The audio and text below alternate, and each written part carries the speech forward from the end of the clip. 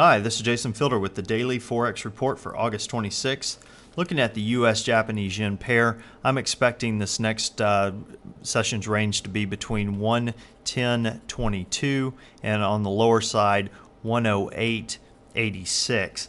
Now, as far as support and resistance I see coming into the market around the 110 area. And as far as our support, look for some support to come in the market at 109.25. Now, just to kind of set up this, what I'm looking for, if you notice the market moved up, then pulled back pretty strong before the close. And this market's pretty much moving sideways, a bias is sideways.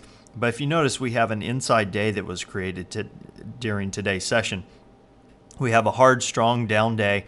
Then we have an up day that was created by or ended up as an inside day.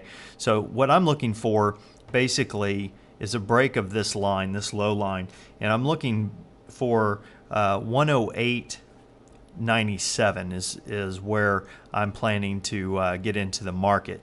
And what I'm looking for at that point is this window of opportunity that that has occurred a couple of times before when the market shot up, didn't really hit any resistance in this range. When it dropped down here, it really didn't hit any support until it hit this point. And over here we have a similar situation. So what I'm looking for is the market to come down, break through that point, and then just cruise on down to the 108.47 area. So basically a 50 pip move. Don't know if the market will give it to us, but that's definitely what I'm looking for during this next session. Now, switching gears over to the Swiss. Wow, we can take that off. Over to the Euro USD, sorry, not the Swiss.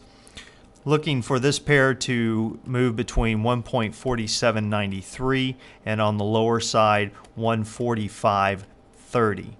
Looking for resistance to come in pretty much at the same level, and as far as support goes, looking for support to come into the market just a little bit above that at 145.75. Now this pair's closed down pretty much, is starting to move down. It has moved sideways, but the bias is definitely to the downside. Now looking at the pound, we have this pair that closed down today as well.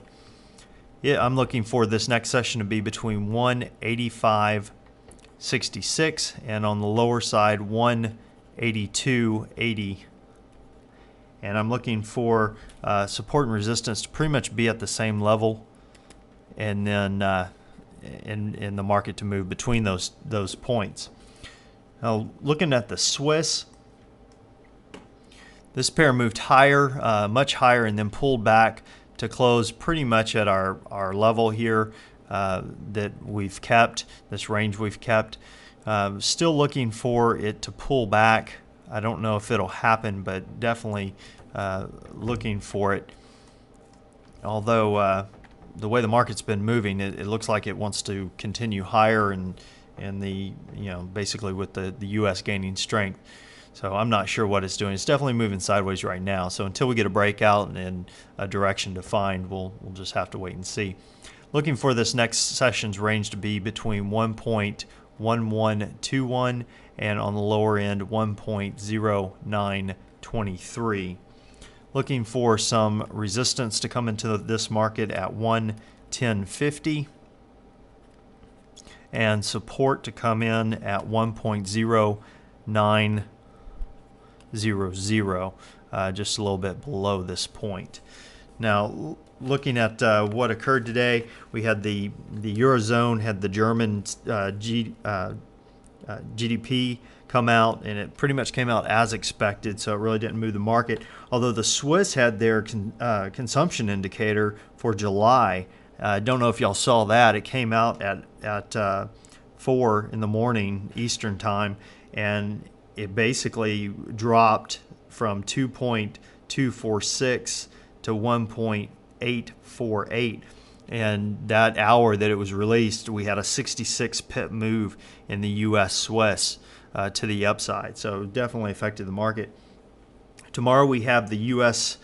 Durable goods orders for July being released at 8:30. Consensus is that they're going to be at 0.1%, and that's down from 0.8%. So durable goods can move the market a little bit. It's definitely not a FOMC announcement. So take a look at it, but don't know if it'll be tradable. The numbers really have to be off for us to get anything like that as far as a move. Keep an eye on the US yen pair, and I will see you tomorrow. Good trading.